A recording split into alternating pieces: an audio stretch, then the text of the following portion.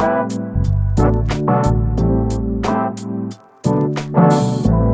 name's Simon Alexander and this is my 1981 Mark 1 Honda Accord Saloon.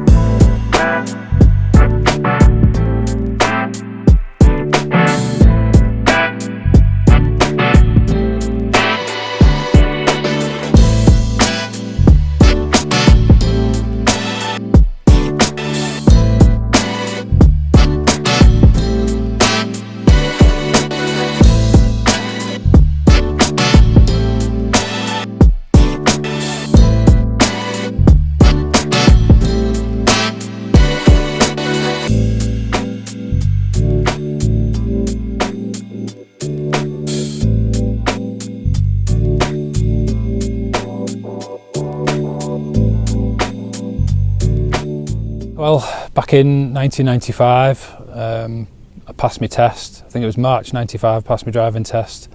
And then me and my dad run a body shop together. And for the first few months, I'd knock about in whatever was in the yard. I think it was a Fiat Uno, a Mini, things like that, just knocking about in them. And then he came home one day from work. I was in college at the time. He said, "I bought you a new car." And I said, "Oh, what is it?" And he said, "It's a Mark 1 Honda Prelude." And at the time, back then, I thought I couldn't really picture them. I couldn't really remember them even back then, you know. But anyway, he bought it for 375 quid. And I had that for 4 years. And I did, I think, nearly 100,000 miles in 4 years in that car. And then ever since then, I've been hooked on them. Through all the years I've had the Preludes and the Civics, I've always wanted a Mark 1 Saloon. And then I think it was in 2015 I got a message off a friend, Chris, and he said there's a chap in Northern Cumbria who's got a Mark 1 Saloon for sale. So he forwarded me a few pictures, and the pictures were literally the chap had stuck his hand in the garage, took a few pictures. I could make out that it was a Mark 1 Saloon, and that's all I could see. There was no other pictures because it was covered in boxes and sheets and everything. So I said to the chap, I'll take it. When it arrived at work on the back of the wagon, I'll be honest, I was a little bit disappointed. There was rot in all the usual places, doors, wings, rear panel was especially bad. Just basically every panel there was rust everywhere. Sills and the floor pan were pretty good. Interior was okay, so I thought, well, park it up in the yard and I'll get on with it when I get a minute.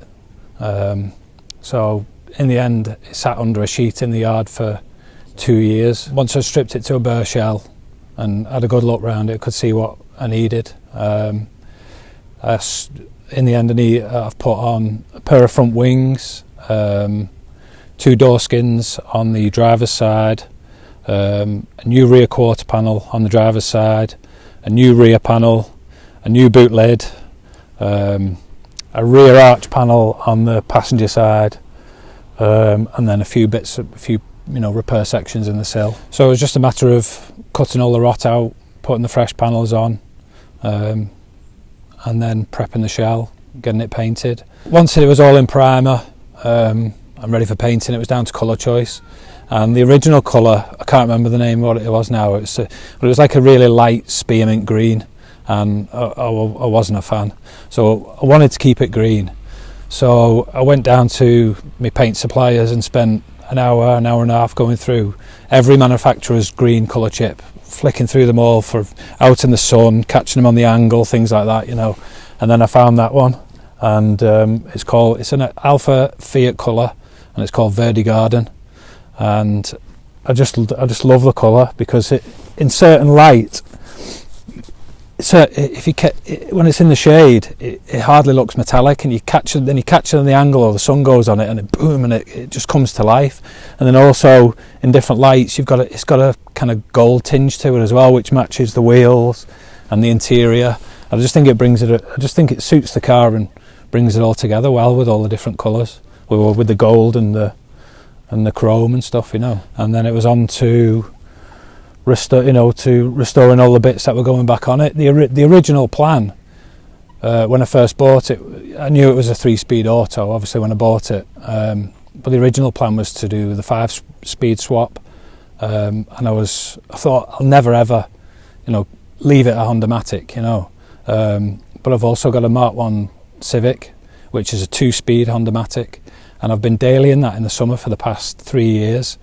So after driving that one, I thought, well, the car suits being an auto. I'm not going to be flying around in it. I'm not going to be driving it fast. And I enjoyed using the 2-speed in my Civic, so I thought I'll keep it 3-speed auto. And I'm glad I did now, because it suits the car and it's brilliant to use. It really is. It's a superb little gearbox. So considering it's 40-odd year old design, it's semi-automatic, so you just start off with 1, 2 and 3 and knock it up and down as you like. It's just brilliant to use. So it was do that restore, engine wise, it's just standard.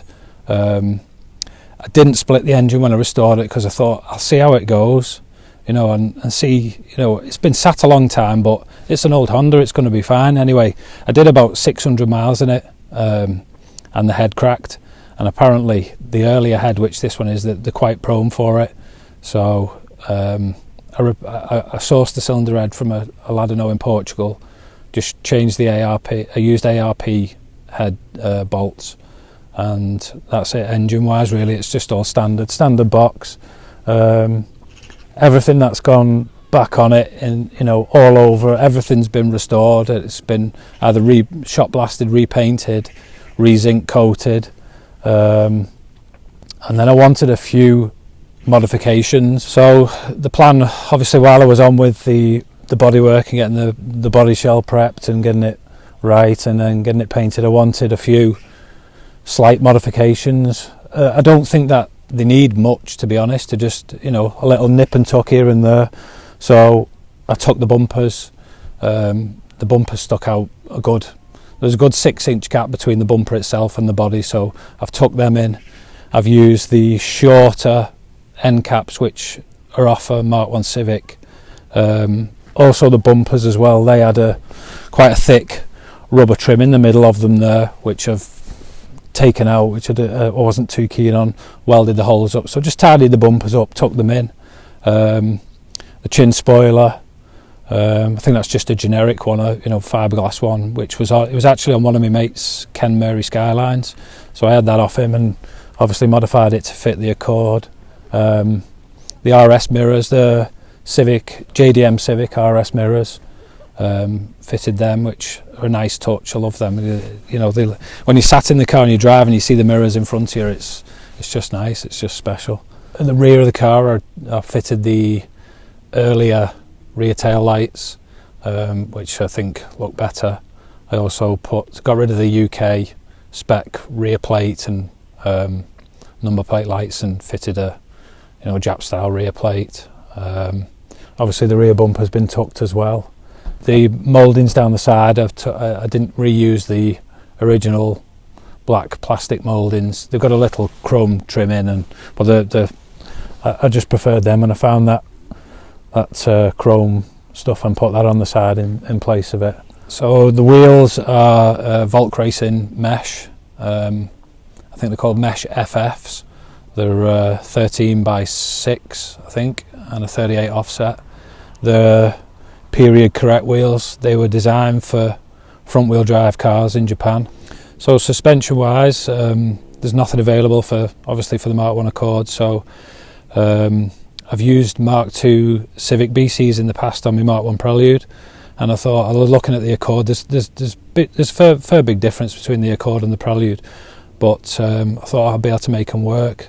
So just had to sleeve the front hubs, rear top mounts, I had to make a top mount plate and bolt it in, and then the front top mounts, fair bit of modifications to get them to fit there, using a few Mark 2 Civic bits, a few Accord bits and blah blah blah, but it worked out well and it sits really nice and rides really nice on them. Interior wise, it's standard really, it's as it was. The only modification I've done on the inside is the Momo Caesar wheel, which is again period correct, late 70s, early 80s wheel, which I think was mainly aimed at Porsches, the old classic Porsches. So I've got that, and then a quick release boss for security if I've got to leave it anywhere. But apart from that, the interior's stock and as it was. My favourite part of the car, it's hard to say. I love the wheels. I love the fact the period correct. I love the mirrors because they're just brilliant when you're sat in the car and you're driving. But I'll be honest, I think that my favourite part of the whole car is the 3-speed auto. I love it. I absolutely love it. It suits it. It's just so relaxing to drive. It's just brilliant. It really is. This car is now, I think it's the 6th or 7th full restoration that I've done on old Hondas, and obviously I do everything myself. I'm only a one-man body shop, and I just do it, you know, when I get a minute.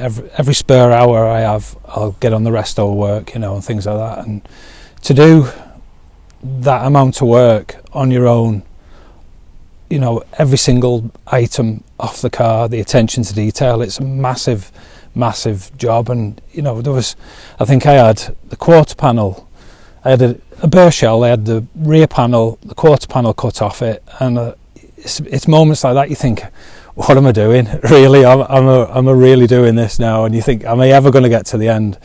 And you've just got to keep chipping away at it. And after you've done a few, you know, obviously each one you do, in my opinion, they get better each time, and the attention to detail gets that little bit better, you know, and you're more used to doing it and the processes. And you know, that took me 2 years, but I think that's fairly quick to do, you know, that amount of work in between jobs, you know what I mean? But you've every single item that I had, it had to be restored back to how it should be. I wanted the car to look as if you could buy that back in 81. You could specify Honda, you know, you could buy the sporty version of it, you know. I just want it to look, I want it to all tie in well and look right, you know. Future plans for it, just maintain it, enjoy it and drive it. There's a few bits and bobs that I'm still not happy with, you know. There's the bumper end caps, they were